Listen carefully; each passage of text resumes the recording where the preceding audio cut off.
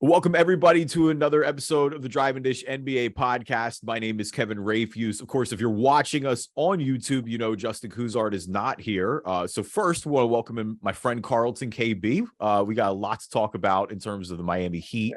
Really a great time for South Florida sports in general. But yeah, we're going to, of course, do all sorts of conference finals talk.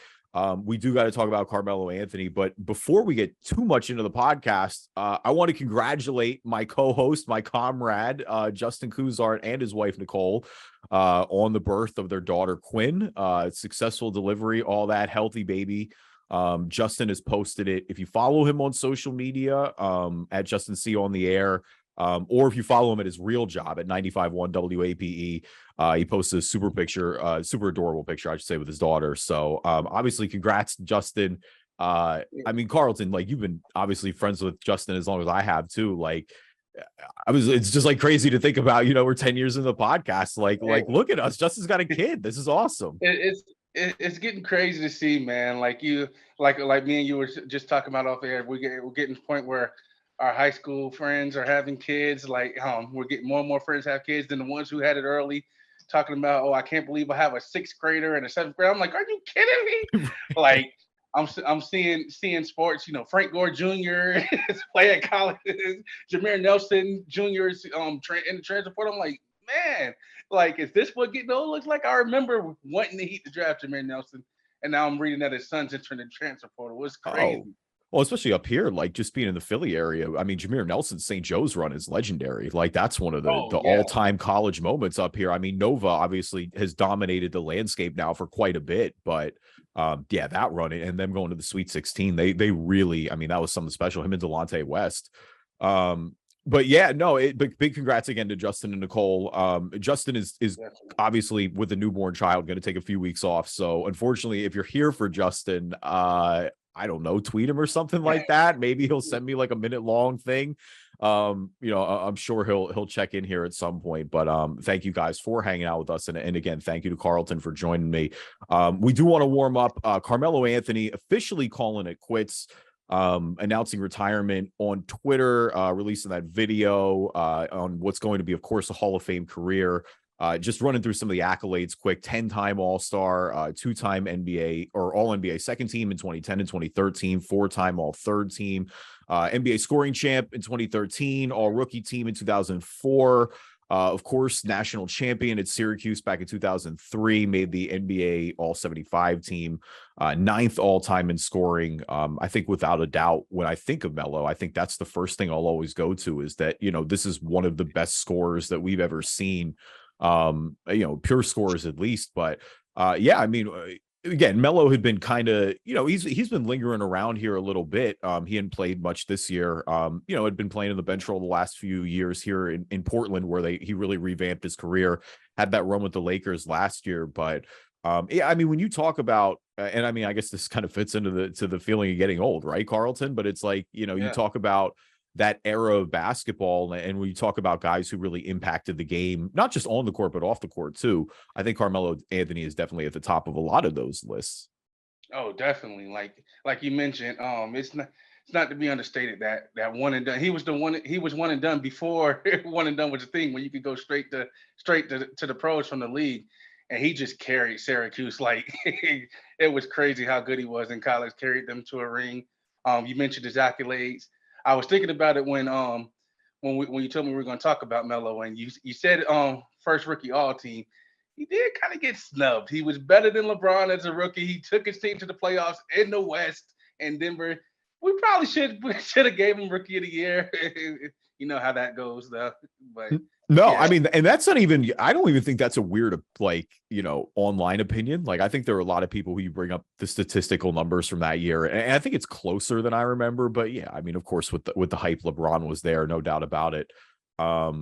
Boy, Denver, you talk about his time with the Nuggets. They're lucky that Joker has panned out the way he has, because it's like they gave it Melo's 15. Like, Melo's 15 should be retired in Denver, in my opinion. You talk about, their first successful run getting to the conference finals where they lost to Kobe and them was with Melo. Like, that was, I mean, he's the guy that I think about, honestly, with Denver basketball up until this run now. Yeah.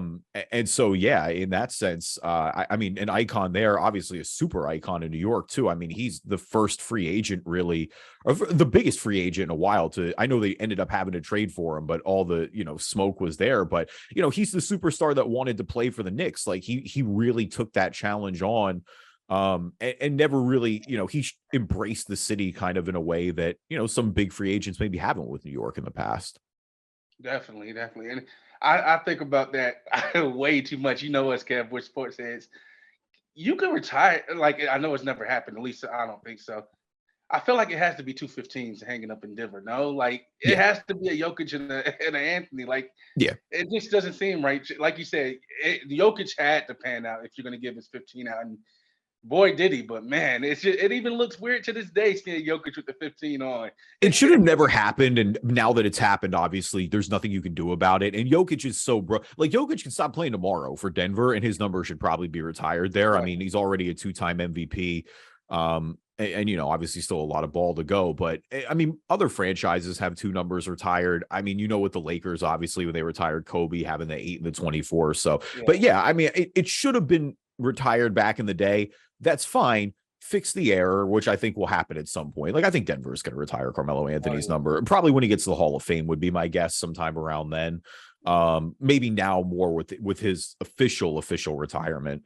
But yeah, no, I think, I mean, yeah, both of them should absolutely be hanging in the rafters at the end of the day. You're right.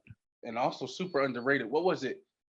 2016, which Olympics team was he the only veteran? And they needed him. It was. If Melo wasn't on that team, they don't win gold. No, that actually, you brought up really my next point, and I think you're 100% right. I think if anything, Syracuse will always be his biggest success that I think people go back to, because you're right. He was Mr. One and Done before that, and he was the guy. Like, I mean, Hakeem Warwick was an NBA player for a while too, so it's not like he was the only NBA player on that team. But like Carmelo, that was a carry job like no other. Yeah.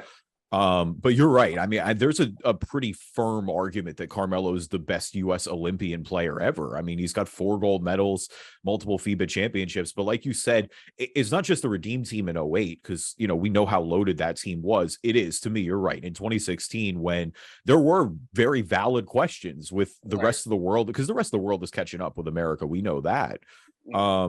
But in terms of, yeah, you're right. He was the vet who, there was a lot of young talent on that team, but there had been nobody like that. And he really took on that captain's role, and really, he was Captain America for basketball. And I think that's a super underrated part of his legacy. You're right. Yeah, super underrated. And like you said, if you just look at the roster in 2016, it's got Kevin Durant, Jimmy Butler, Kyrie Irving. But like you said, it was very, very young Irving, Durant. So, yeah, like you said, superhero. I don't know if you remember, Kev, when we worked together, he still has my favorite sports commercial where has Melo playing, has Melo as the cameraman.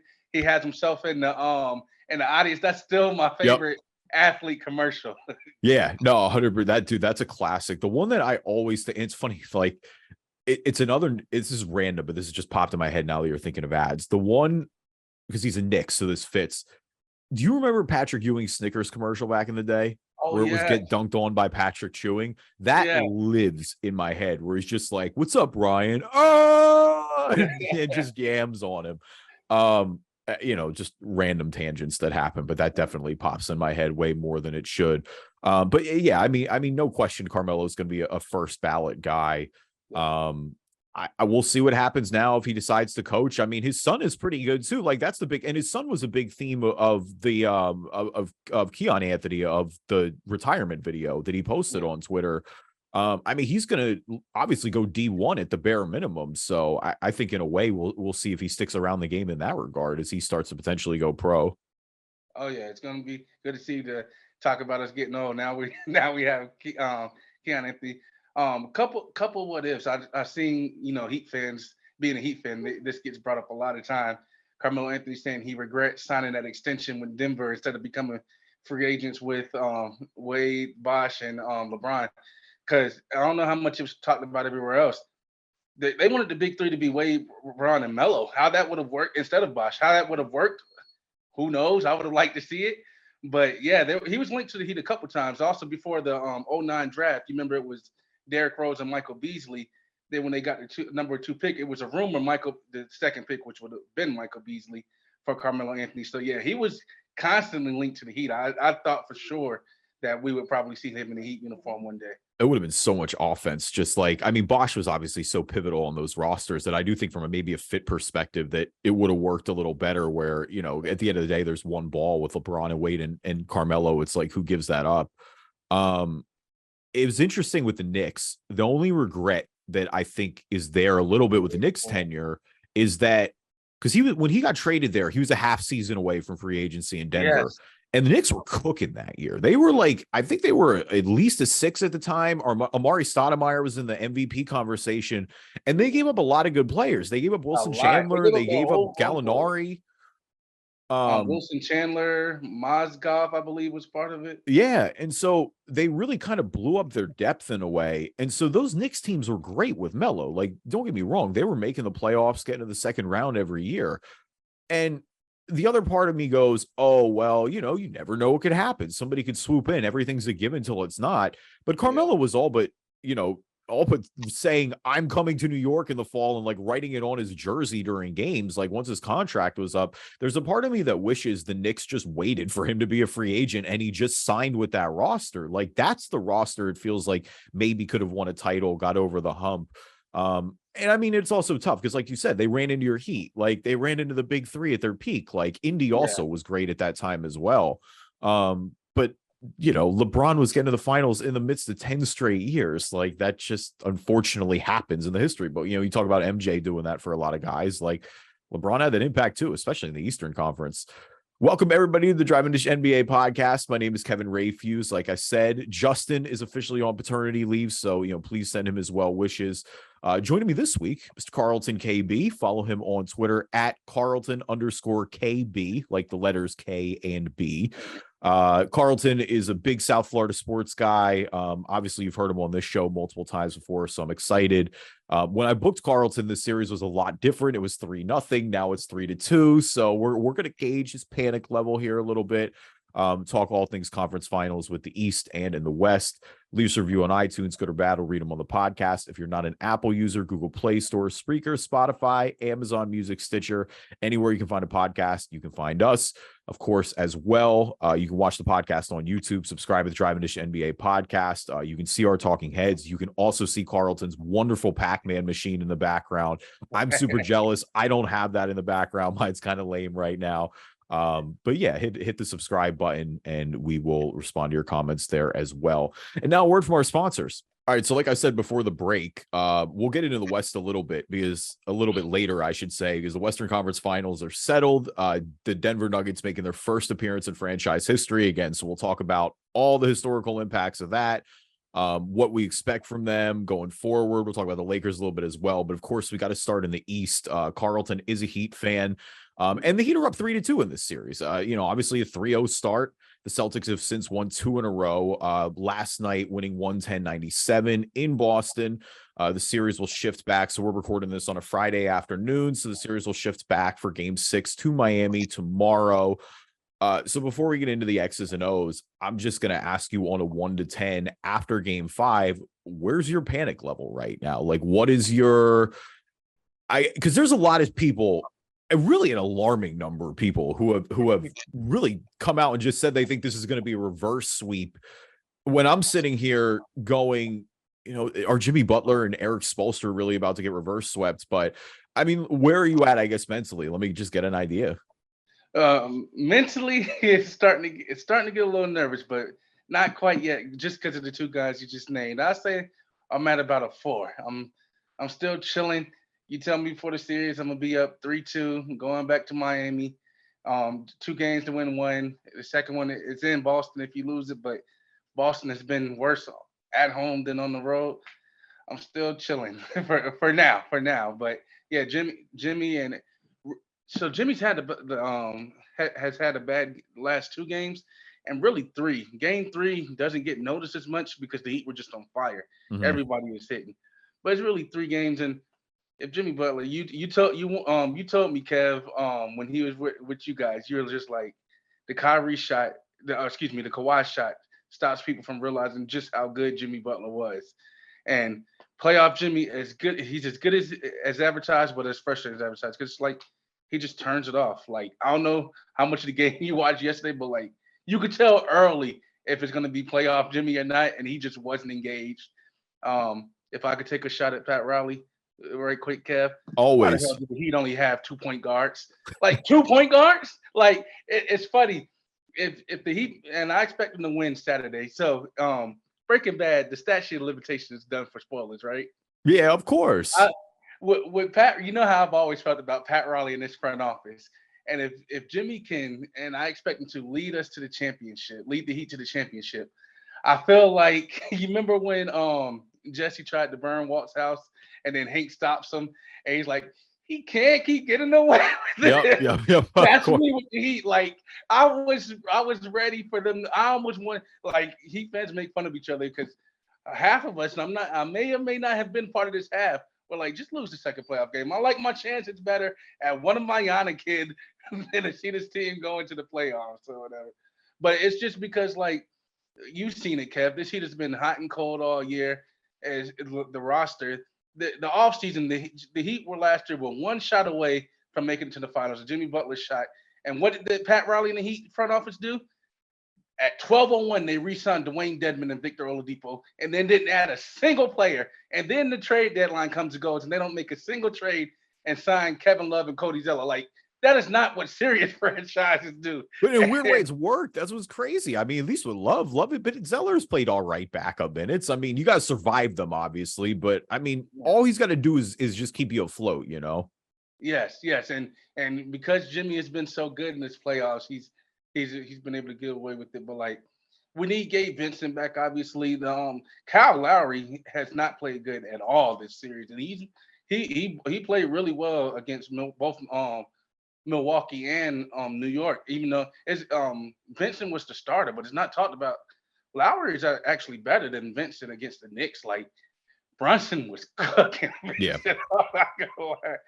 That was a bad matchup for him. But man, I did not think I would be telling you on the podcast, Kev, that I missed Gabe Vincent. I need him back. But no, yeah, if Gabe Vincent is out tomorrow, then forget what I said. I'm not confident at all. But no, that was the him being out, and you're right. The lack of a point guard. It was. I mean, the turnovers are what killed them. I think early, and it was. I mean, Bam. I thought had to get. I mean, he had to get a little better with the ball. I think too. Bam was just. I think he had ended the night with like 9 turnovers or something. Just way too many. But Jimmy was sloppy with the ball too, and that's the thing is like. On one hand, if you're the Heat, you go, Jimmy Butler scored 14 points. How often is that going to happen in a playoff game? But you're right, that guard depth. I mean, this is a battle of attrition at this point because it's almost gotten lost because you guys beat Milwaukee and then just got through the Knicks. Like Tyler Hero hasn't played yet. Oladipo, who obviously you mentioned, hasn't played either. Like they really are. When a guy like Gabe Vincent goes down, it is at a point where you know, on one hand, the Heat do keep getting away with this because their guys have just come alive, but they are going to run out of bodies at some point. Like Boston is a deep team. They seem to play well when their backs are up against the wall. I mean, their 2 most complete performances, you could argue, against the Sixers were in Game 6 and in Game 7. You know, they definitely. I don't want, if I'm a Heat fan, I don't want it to get back to Boston. Like it really feels like 6 has got to be the closeout. Like you're on your home floor, you know, role players tend to play better there. I think Gabe Vincent is going to go. You know, it will still TBD, but it seemed like it wasn't enough to knock him out of these last 2. And we'll see. You're right. Lowry's definitely got to be better. I mean, he only had 5 points in this last game as well. You know, and give Boston a lot of credit too. Like I thought, especially on the defensive end, they really turned up the intensity. And I think that's a lot of what frustrated Lowry as well was just, I mean, they have the perimeter defenders and the bodies to throw at you guys. But I think, you know, Tatum early, especially defensively, was great, but I thought him and Jalen both really adjusted from early on in this series, but particularly in Game 5, I thought they kind of imposed their will early. So, you know, I'm not out here professing the reverse sweep. Like, again, that's why it's tough because I do think Spo is going to adjust. You know, the Heat role players have stepped up. You know, Max Strus has been great these playoffs. Duncan Robinson, who's been on the bench all season, has been great these playoffs when called upon. Like, but they do. You need Jimmy going. Like, if Jimmy's not going, if Bam's not going, Boston, like Boston on paper is the better team. But like you said, it is the 2-for-1 situation. We know Miami has already won 2 games in Boston, winning the first 2 of the series. So I don't think there's there. And you mentioned Boston's home record has been a little tough as well. We'll see. I think you're right though about the effort. Like we need to see, they need to be flying out of the gate early, in my opinion, in Game 6. Like I think, but because of how long Spo and Jimmy have been around, like and even Bam and some of the core of this team, like this team made the finals a few years ago. Like this is not their first rodeo, and so I think in a way you have to feel good about that. Definitely. And you, the one person I don't slander usually is Spo. I'm a Spo stan. Best coach in the league. Yes, thinking. I feel like Eric's supposed to, especially not to. Well, he people were extremely piling on after the first 3 games. I just think the coaching mix match is so big, and it's not Mazzulla's fault. Like it's been said, he was behind the bench last year. He wasn't expecting to get thrown in there before his time. But yeah, I expect Spo to make adjustments. Like you said, the role players play better. You got Duncan Robinson, Caleb Martin, who's probably been our best, most consistent. I don't want to say best, but he's been the most consistent. Exactly like you said, start off the gates, and it looks deceiving. First of all, the game was close. The final score was closer than it was, but offense wasn't really the Heat's problem. You had the turnovers, of course, and I checked that up to only having 1 active point guard. But like, you got to get some stops. It starts on the defensive end, and Boston was getting whatever they wanted, wherever, wide open threes. And then on the rare times they did miss, they got the offensive rebound. So start, like you said, start out fast, start at the gates, and play some defense and get some rebounds, and they should be good. But man, it's gonna be. That's why you love sports. You agree there's gonna be no more blowouts. Hopefully it ends tomorrow for me. But even if it goes to 7, like the blowouts are done in this series, like however many more games in this series are gonna be great. Yeah, and I mean, even in Game 4, I think that's another one where the final score probably doesn't indicate. I mean, 116-99, but I mean, Miami was up double digits in the first half. But it does seem like everything since that time, I mean, it was like, I think it was like 62-51 or something. And it seems like ever since then, it's completely gone Boston's way. I mean, they were just super balanced last night too. I mean, Derek White, 24 points, Marcus Smart, 23 points. You're right. They were getting I mean, even like Al Horford, who had a down night, he only had 6 points, but played a ton of phenomenal defensive minutes. Robert Williams was great off the bench, 3-3 from the field plus 10, like the double big lineup. It's worked. Like they've gone away from it in the starting spot, but he's definitely been effective in his minutes where need be. I want to go back to your one point with Joe Mazzulla, because everyone on earth was firing Joe Mazzulla after 3 games. And like, I understand it. And to your point, like he wasn't expected to be here, and like, maybe he's not ready for this job. But on the other hand, like Joe Mazzulla's got these guys in the conference finals. Like he's getting out coached by Spo a little bit, but a lot of people get out coached by Spo. Like, right. I don't think, if anything, like I thought Joe Mazzulla did a great job when he adjusted and went double big against the Sixers. Like, I think that really flustered them in Game 6, which again got them to 7 where they were on their home floor and took care of business. Like, I don't know. Like, I understand it. And because there have been moments, of course, where he's left timeouts and some of the end games, especially with the way they've been able to, like, their inability to hold on to some of these leads has been just downright alarming at times. But I don't know, firing Joe Mazzulla after 1 year when they're in the conference finals, that feels like a panic move. Like, it'd be one thing if they make the playoffs or something, but I feel like that's an unfairly short leash for Joe Mazzulla. Yeah. From what I've seen, you know us, Kev, we don't like to be wrong. We don't like our predictions to be wrong. And everybody, I'm sure you've seen it. Heat fans have been championing around 3% chance to win. So it's tough to say that a team has a 3% chance to win, and that team is up 3-0. Somebody has to be blamed. So Joe Mazzulla has unfairly taken the blame for that, when it was just Tatum and Jaylen Brown. It starts at the top. These games, the Heat have lost. It's been a lot on Bam and Jimmy. Like, it's one thing that's the reason why it's a 4 and not a 2. It'd be one thing if we just if the Heat just lost yesterday and it's like, yeah, Jimmy balled out, they were desperate and things like that. No, when I see, like you said, Bam, every time he puts the ball down, it's getting ripped, and Jimmy just not looking engaged, 14 points. You got to think that can't continue, especially last year, going in the opposite, going to Boston down 3-2 and Jimmy has just an amazing game and goes 47. That's more of the lines of what I'm expecting tomorrow. Yeah, and that's the biggest reason I think I'm not hitting the panic button a little more. I think earlier before I recorded, I said I was at a 7. Now, granted, I'm also coming that from a Sixers perspective, so I think I'm just generally more jaded. Like the Miami Heat have handled their business more in the past.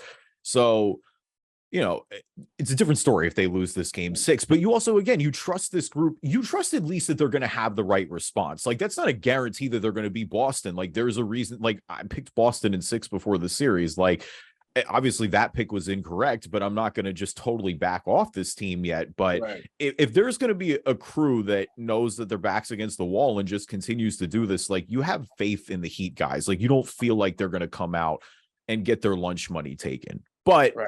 I say all that to say, I don't want to Better lose win. this game 6 if I'm Miami. Like if I go back game 7 in Boston, like I got to feel like Boston's going to be the favorite. The crowd is going to be in it. Because here's the thing, you're down 3-0. That crowd's going to be alive because you feel like you're playing with house money. I know the finals expectations are there, but like your season was on the most life support it could possibly be on. So in a way, I don't feel like there will be that panic that there maybe was last round a little bit, where there was that little just kind of, it was tense at first. We're like this, I feel like they'll be raucous from the gate. Because especially too with the chance to make history. And 3-0 comebacks have happened a couple times in hockey. One of them actually against Boston. My Flyers did in 2010. Just it's one of the few positive memories I have. So I got to get that off. But of course the Red Sox in 2004 against the Yankees, legendary 3-0 comeback in baseball. I still don't know how that happened. Yeah, because that's the only time that's happened in baseball. I mean, like I said, in hockey, it's happened. I think it's happened 3 or 4 times. It happened once in the 70s. It happened once in the 80s. I feel like the Canadians did it. The Flyers did it in 2010. And then I think the Kings did it to the Sharks. I don't remember what year it was, but it was in the mid 2010s, but they were able to 3-0 come back. Baseball, that's the only one. Basketball, it's never happened. Now it's bound to happen at some point, because obviously we've seen multiple 3-1 comebacks. I mean, even recently, like go back. I mean, of course, 2016, the final is the most famous, but like we don't really need to look that far to see a 3-1 comeback. But again, it's like that's the reason that I don't think the panic meter is higher. Like if this was a franchise that hasn't done this before, if this was a coach who hasn't been here before, I think it'd be a lot more concerning. But you trust that locker room at least, but you need to, but you're right though. I think in the same way, like I want to see that intensity early. I really want to see, again, especially from Jimmy, like this is, I don't want to say it's a legacy game for Jimmy. That's ridiculous. Like this man's already been to the finals. Like he has nothing left to prove, but like, this is a run that can really, like if Jimmy Butler gets to the finals, regardless of how a series would go against Denver, like he's already a Hall of Famer, but this really cements him big time. I think. He is close. This might be you. That's exactly where I was going. This might be his Hall of Fame. What puts him in the Hall of Fame? If he can make it there. What's most disappointing about those past 2 games, Kev, is the one thing that's been consistent with the Heat, regardless of it, the whole Heat culture thing or whatever, and the undrafted thing. I get upset with the undrafted thing too, because I'm like, dude, get some talent. If you can develop undrafted players, then that's what you can do with first round picks. But the thing that's always in the Heat's benefit is they're undrafted. So you have guys who've had to fight for their life. Caleb Martin, who we said is the most consistent, he was cut by the Hornets and wasn't even getting a call. So the disappointing thing is to see them uncharacteristically take their foot off the gas. Like that's what was so shocking. I'm like, you rarely see the Heat not try. Like they obviously you're going to lose in basketball, but how many times have you watched the Heat and said, man, there's just no effort out there, and that's what we've seen the past 2 games. No, and I mean, if this had been at the end of the regular season, because I mean, you and I have talked about this multiple times off the mic. Like this is a team that was 27th in offensive rating. Like this really is. I'm going to ask you about where it ranks with Spo's coaching, like pushes in a second. But I mean, yeah, this is a team, you don't feel that way now, given what they've done now, because they handled their business. I mean, obviously super impressive against the Bucks, because I thought when the Bucks won without Giannis in game 2, like I thought that was kind of the flip the switch for them. And the Heat responded by winning the next 3 games. You expect them to beat the Knicks. They were the favorite, but again, handled their business against the Knicks. I feel like overall they weren't really playing with their food, and of course jump out to this lead. But you have moments in the regular season where that's where the doubt would be. The doubt comes when you have a pretty horrible playing game against Atlanta, a pretty horrible playing game largely against Chicago. They were able to sneak that out. And that's what's so crazy about this run, obviously, what's where it started and now how it is. But yeah, you're right. Because I think their foot's been on the gas, essentially. I feel like since that's game 3 in Milwaukee, it's like it's really been taken off since then. And we'll see what happens. But I do want to ask you, I mean, Spo is obviously a champion, won multiple titles. He made the finals in the bubble. I keep throwing Hall of Fame around, but like this is a Hall of Fame coach we're talking about with Erik Spoelstra. But I do, when I look at this roster with just where they were and how bad they looked at times in the regular season, where do you rank this run among Spo's just most impressive jobs to you? Oh, it's definitely it's got to be up there. If you look at some of those early Dwayne Wade, his early tenure teams, those teams. Granted, he had a superstar in Dwayne Wade, but if you look at those rosters, those were some terrible rosters. They were waiting to see if they you could get the big three, so it paid off there. And he had the one season. The bubble season is a big one, where you rank it up there. But yeah, if he could make it, matter of fact, I had a comparison for you. So say the Heat take care of business, game 6 or 7, and make it to the championship. You know who this team reminds me of? Who? The 01 Sixers. Put Jimmy, but I know Bam is a little better than you got every other second option, but you make Jimmy AI, and that's what this team reminds me of. The only thing fortunate for the Heat if they make it is they don't have the Lakers. Jokic is good or whatever, but it's not that. Yeah, they weren't invincible. I mean, it's crazy in hindsight that the Sixers even shipped that first game off them. I mean, they were 16-1 on that run. Yeah, but you're not wrong entirely because you're right. There's the one because the Sixers, like, their second options that year were Mutombo and McKee because McKee was 6th man of the year and then Mutombo's defensive player of the year. But you're right, it wasn't offensively, it wasn't there as much, and you could argue that for sure that Bam was at that point better than Mutombo. Right. Yeah. But yeah, you're not entirely wrong because both of them were super gritty. It was a lot of. And they got it out. I mean, the Sixers, that's what's crazy, Carlton. I grew up watching the Sixers on that playoff run win 2 game 7s against Toronto and against Milwaukee. And so, like, I was so used to them doing well in clutch games early, and now it's just impending disaster anytime they're in a meaningful game. I'm just like, here we go. We're going to lose in the most, like, ridiculous way possible. Word to Jason Tatum's record-setting 51 in Game 7. But let's go out west now, switching gears a little bit. The conference finals, of course, over. That ended up being a sweep. It looked like we both obviously might get 2 sweeps. Denver getting it done, though, against the Lakers. Now here, so they're just waiting, basically, at this point, waiting to see who their finals opponents are going to be. But obviously super impressive for Denver, number 1 seed. So in a way, maybe this shouldn't be surprising. But here we are, first finals appearance in franchise history. We'll see if they can also, top that off, of course, with the ultimate, bringing the Larry O'Brien trophy home for the first time. But it's crazy because, and I mean, in a way, maybe I was guilty of this too, because my biggest worry with Denver going into these playoffs was just, I didn't love the way they ended the regular season. I really thought, I mean, they had like a 20-point loss to Houston. It just didn't seem like they were playing that well. It didn't seem like they were in rhythm. And for me, it's like, if you're not in rhythm and you stumble and come some of these early playoff games, what's going to happen here? Maybe were they kind of because they were able to coast, they've been the 1 seed really most of the season. They've never been worried about seeding and things like that, where some of these other teams were. But since then, I mean, you just got to tip your cap. It's been professional win after professional win. And you can maybe make excuses that Minnesota isn't quite as good as some of the others. I think that's silly. You're the number 1 seed. Like, that's the luxury you got. Yeah, that's why you get the number 1 seed. Yeah, like that's what you do the regular season for. But to go out and just sweep the Lakers out like that, and to really handle your business pretty largely against Phoenix. Like, I know they blew the 2-0 lead, but then to go out and win Game 5 and Game 6 pretty convincingly, you got to just tip your cap. Like, these were, I keep coming back to them, but like, these are professional wins. They went out there and handled their business, getting it done in the clutch. They were down big in some of these games and found ways to win. They had big leads, especially in Game 1 of that series, with or away, and still found a way to get it done. I mean, obviously Jokic gets rightfully most of the credit. Like, we're watching one of the best offensive runs from, especially from big man, but just in general, that we've seen on the way to the finals ever.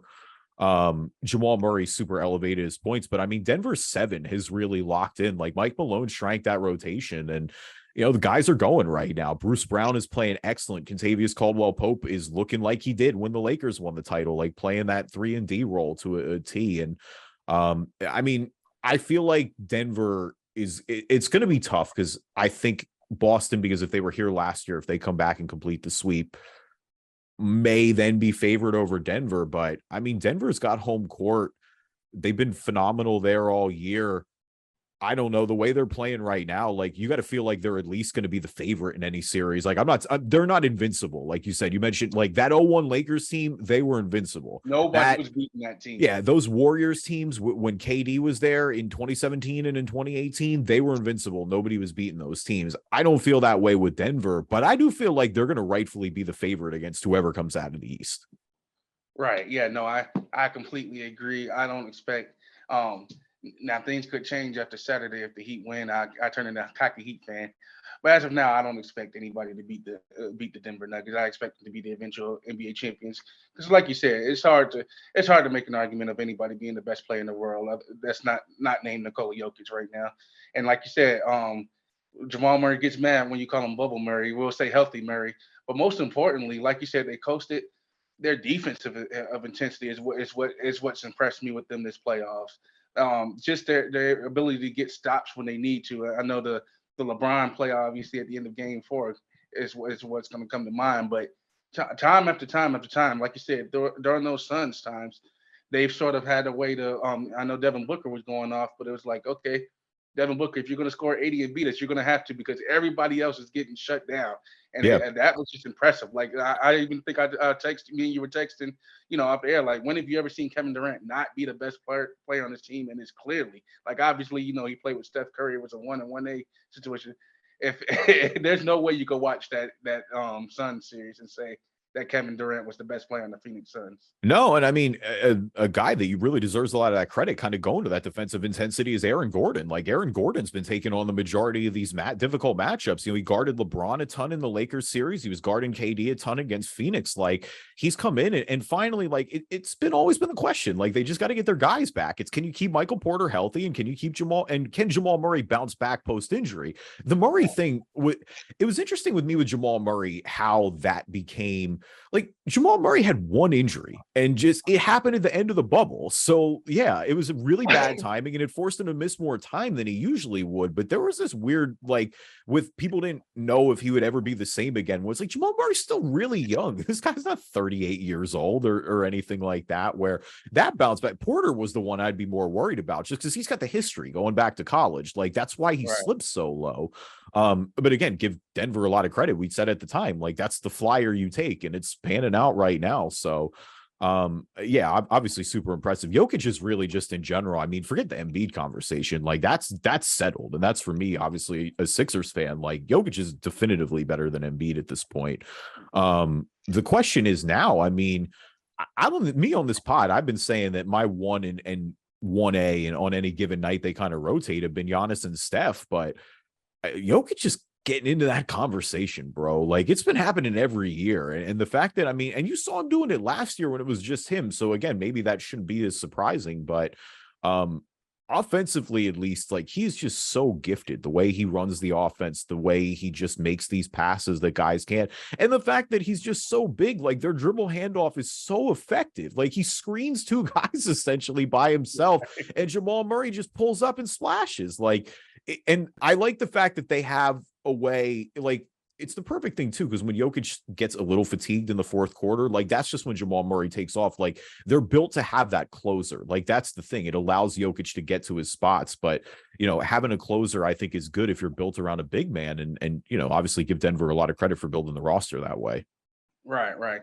And if I could give you a quick hot take, I'm starting to think Adam Silver might be the worst. Like, why? Because you're not wrong with thinking how you thought about the Nuggets, and it's because they only want to advertise the big name guys. Like, you have to give a chance to advertise to Denver. And it's for people like us who are on the East Coast.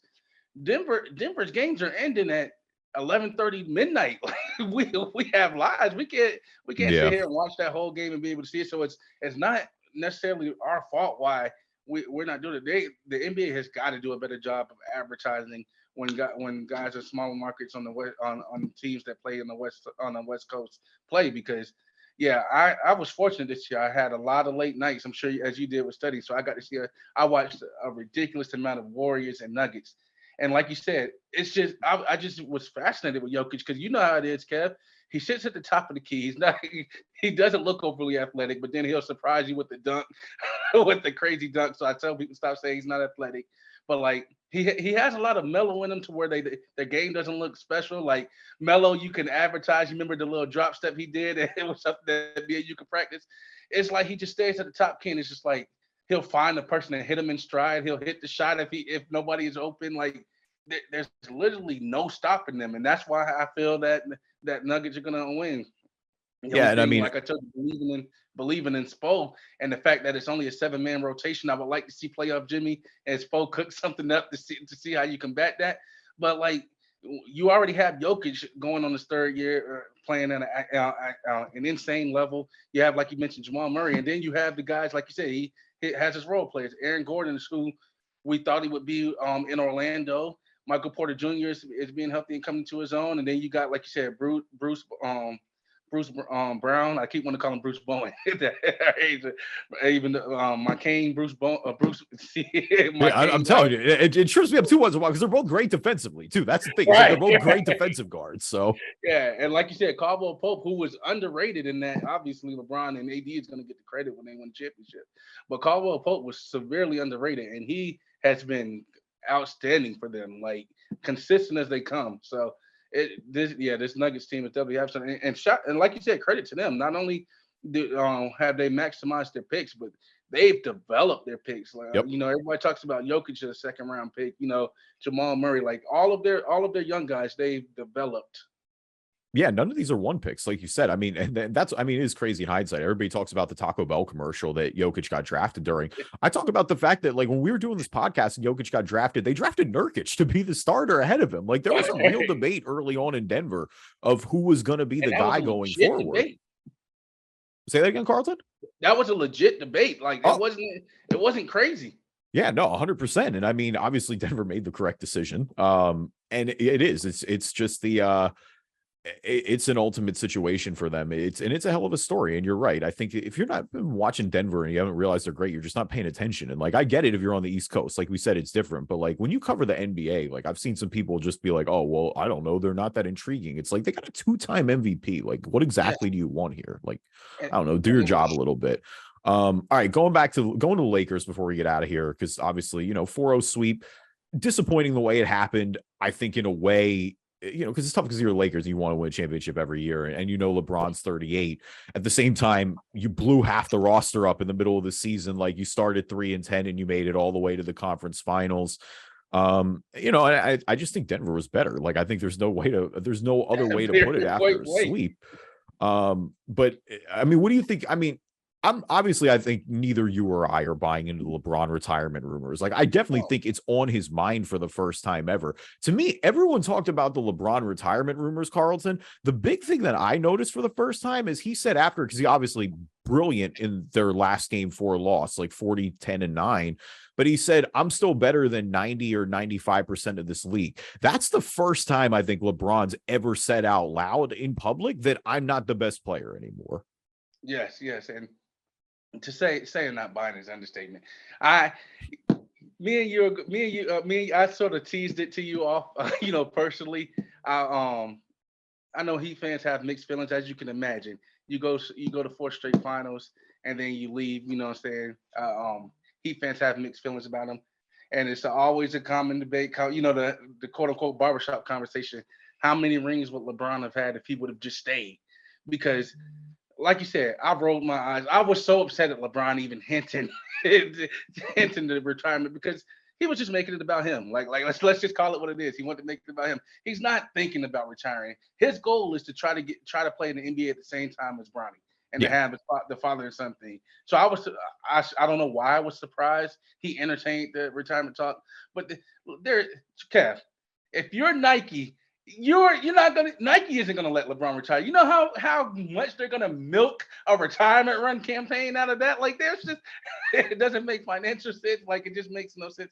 And like you said, he is better than 95%, which is what GOATs do. When Jordan was with the Wizards, he was better than a good percentage.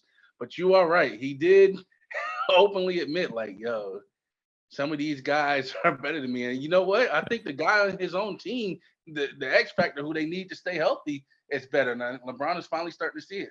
Yeah, and I mean, this is always when he kind of went to LA and you bring Anthony Davis in, like that was ideally their transition as Anthony Davis into being the number one guy. In a way that happened these playoffs, and it's tough because their exit wasn't great, and Anthony Davis was inconsistent at times. He also, at times, was the best defensive player he looked like in the entire league, but certainly on the floors for large portions of the series that he played in. But you're right. I mean, part of it was the injury. We know he had the foot injury, honestly, and Denver, give them credit, took advantage of that. He still went out and did, again, crazy last game, but it came in the L. Like, it is. Father Time is undefeated. Like there is just that reality. It's like LeBron can still give you a special performance, but it's just not inevitable. Like LeBron wasn't like he was like Thanos at one point. He was just inevitable. Win, lose, no matter what, he was going off. Where, yeah, we are at a different point now. Like this is uncharted territory for everybody. Jordan was getting ready to hang it up. And obviously, like you mentioned, came back and played with the Wizards, was still good. Like LeBron is not going to just stink at any point. Like, I don't think we're anywhere. Like, I think he'd have to be well into his 40s for that to happen or it's some crazy significant injury. But I do. I think the cracks are there. I still think I'm like you. I mean, I still think he's playing with Bronny. And that's where we'll see if they're on the same team. He kind of did back off that a little bit where he's like, I think I just want to share the court with him. But yeah, there's no way LeBron James, like they said he was filming like a Last Dance type documentary. Like it would truly shock me more than a lot of things have in the NBA recently if LeBron just decided to hang it up. It's it would be the single most shocking thing ever. I'm just in the NBA standpoint. Cause like you said, it's just goes when you're as good as you're in the conversation of being the best ever. You're just never, like you said, you're never going to stink. Jordan still looked like he could play when he had some left. Tom Brady, Lord knows I'm not a fan of him, but Brady looked like if he had to play again this season, he can do it. Like goats have a slow decline to where they're never just going to look bad. Even to saying to a lesser standpoint a little bit, Kobe. Ended with 61. D Wade had the triple double. Dirk, had the triple double. Like when you're at a certain level, even at the end of your career in retirement, you can't do it consistently, like you said. But there's still the given nights. Like I remember seeing, like you said, when your Sixers eliminated us that year, and you could see that D Wade was at the end of his career. He still had flashes where you're like, ooh. Yeah, that was the D Wade game. That's the vintage D Wade that you have to be. I mean, y'all won a game that series. I think it was a 5-game series. Like Dwayne Wade was the reason y'all won that game. You definitely still have it. You never really lose it. You just pull out the special performances once in a while. All right, Carlton, I'm gonna cut it here real quick. I'm gonna send you one more link because I want to just talk Panthers a sec. So then, we'll just do a quick outro, or I'm gonna get ready to outro the show. We'll talk Panthers, and we'll be good to go. All right. Just give me 1 sec. Once it gets off this, it's got to convert. But then once it converts, I'll send you a new link. Well, thank you everybody for listening to this episode of the Drive and Dish NBA podcast. Appreciate you guys as always. Again, if you missed it in the beginning of the episode, Justin is on paternity leave right now. Again, we welcome his beautiful baby girl to the world. Yeah. Congrats again to him and Nicole. We didn't get to say it earlier, but thank God she looks like her mom. That's a great. I low-key want to cut the episode there, but we gotta talk hockey for a little bit, but because that is hilarious. But yeah, shout out to my guy Carlton KB for coming on the episode. Of course, if you've been listening for a while, friend of the show, follow him on Twitter at Carlton_KB, like KB, the letters. But yeah, like we said, Carlton does all South Florida sports, not just the Heat. So of course, it's great times down there as they're trying to get to the finals. But the one team that has already punched their ticket to the finals are the Florida Panthers, Stanley Cup bound for the first time since 1996. They completed their sweep against the Hurricanes in the conference finals, took out the Maple Leafs. Most impressively, took out the Bruins coming down from 3-1. The Bruins. Yeah, oh yeah, you love to see it. But the Bruins, for those who don't follow hockey, were literally the best regular season team of all time this year. The Panthers were the last team to get into the playoffs, and now here we are in the finals with a chance, although they're awaiting the winner of Vegas and Dallas. Vegas is up 3-1 in that series. Um, I mean, talk to me. Like, what a run. I mean, how do you even explain how you got here? Like, where your expectations were going into the finals, or going into the playoffs, I should say. Oh man, it's lovely. I think me and you share the same. I don't want to say hate's a strong word, but same dislike. Like that's why I need the Heat to beat the Celtics because there's nothing like beating a Boston team. You know, it doesn't matter. Bruins, Celtics, Patriots. It's I wanna- well, because we know what it is. Like, here's the thing with the Celtics, it's different because the Celtics and the Sixers are actually rivals. With the Bruins and the Flyers, it sort of is. Like, they're not in the same division, but like historically, it's there. The other reality is, it's just like, yo, Boston sports have had enough success for ages. Like, y'all got they had 6 Super enough, Bowls. baby. Yeah, like They've since even had the 2000. 3-0 comeback with the Red Sox. Like, no, Right. enough. Like, Six yeah. rings. 6 with Brady, 4 World Series since, and I know the Red Sox are obviously cursed for a long time, but since 2000, you got 6 with Brady, you got 4 World Series championships, you got a Celtics ring in 08, and but again, potentially another one this year, depending how it goes. We'll see what happens. And you got a Bruins Stanley Cup in 2011. You know, like we said, that's, do the math. That's 12 championships since 2000. I think most cities are starving for one in a lot of cases, 2, 3. I say I just want to see all my teams win at least once. I've been blessed enough to see 2 of them win, in the Phillies and the Eagles. Right now, the Eagles by far, clearly my best hope at getting another one. No comment on the Sixers and the Flyers. I can't talk too much smack. That's the thing. The Flyers are so bad that like I can't really talk smack to anybody in hockey right now. But yeah, so we beat them, and it's funny. I've told you this before, Kev. Obviously, I'm with you. Like, just let me see all my teams win once. The Dolphins are gonna give me a run for my money and being able to see that in my lifetime. But I've told you, the Dolphins are my favorite sports team. Period. Yeah. My favorite team to be a fan of is the Florida Panthers because, like I told you, Kev, I only know the Panthers. Like I knew how good Boston was, but like I don't know the other players. That's kind of how I was excited about the Kachuk trade because Yep. I've complained to you about Huberto. Shoot the damn puck, man. Like he's frustrated me for so long. But I was like, I know Connor McDavid and stuff, but you have to be really good for me to know who you are in hockey. And like I don't know how good the other teams are. Like I didn't know the Flyers weren't good. So like I can just enjoy watching the Panthers and I don't know what's coming. Yeah. So after the Bruins, it's just like we come back from down 3-1. They beat them. It happens to a Boston team. You love to see it. And then you see the Toronto fans chanting, "We want Florida." The disrespect. Right. Want Right off rip. It's like, okay, From Toronto, which is crazy because the Maple Leafs lose in spectacular fashion every year. Like, I know they're one of the premier franchises, but like they ain't the Raptors. They don't have anything recent to hang on. Choke every year, and you have some nerve chanting who you want in the next round. Just be happy you're making it. So yeah, it should have been a sweep there, but they eliminate them. And with Carolina, it was just like their coach is made fun of because he had that quote. People are going to think that it was a sweep. It wasn't a sweep, and it sounds ridiculous because it was a sweep. But I get what he was saying. His verbiage was off. It was clearly a heartbreaking loss. Yeah. But Kev, that was the closest sweep I've ever seen in my life. 4 overtime game and then 3-1 goal. That 4th overtime, I was just like, I'm so much of a ignorant hockey fan to where I was able to have compassion. I'm like, man, Panthers need to win this. It was literally after 12.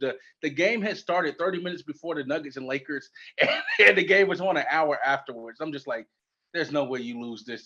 It's such a heartbreaking to stay up and watch that loss for the Carolina. That's what I mean. It's like, how do you recover? Like they had the latest Flyers OT win I've ever seen in the playoffs is 5, and it's crazy. And like I was a kid when that happened. But because hockey OT is just unlike anything else in sports, like not like basketball OT where it's possession to possession. Baseball is obviously extra innings is different. Like hockey OT is just like it's the sports equivalent of meth, I feel like. So do that times 4. Like you got to stay up then for hours and watch it and be nervous. And like obviously, for you now it's an all-timer because you're on the right side of it, going back to the cup.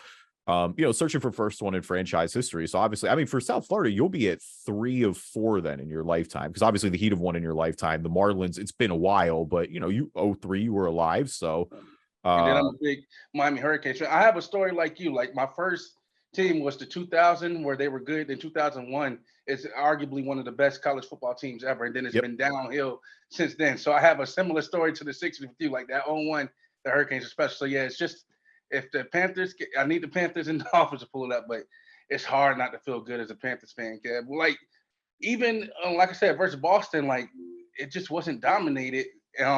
It just felt like they could come back. Like they're never out of it. I was so upset in that game. For you give up a goal to tie it at 3 under 3-3. Bobrovsky has made me take back all the slander I've had from him. He's been incredible. And then just Matthew Tkachuk, man, like. Yeah. It's just instant spark. Like he's on a legendary run right now. And it's like, you talk about a trade, like making all the difference. I mean, like because it's all the overtime goals. It's the series clincher with 4 seconds left. Like he just got it. Like, he's just got the juice. He's got a knack for the moment. And it's going to be the ultimate test. Cause like whoever you play with, Vegas or Dallas, is obviously going to be a juggernaut, but it's like, how can you not feel good when you beat literally the best regular season team ever? Like you got to feel like you have a good chance against anybody the way the Magic is going. So that's why hockey's crazy. It's crazy for Miami sports because the Heat are also an 8 seed too. Like this is obviously a lot rarer in basketball. But yeah, I mean, again, going for some history. So we'll definitely be rooting for you guys on that front. Thank you everybody again for listening to the podcast, and we will catch you next week.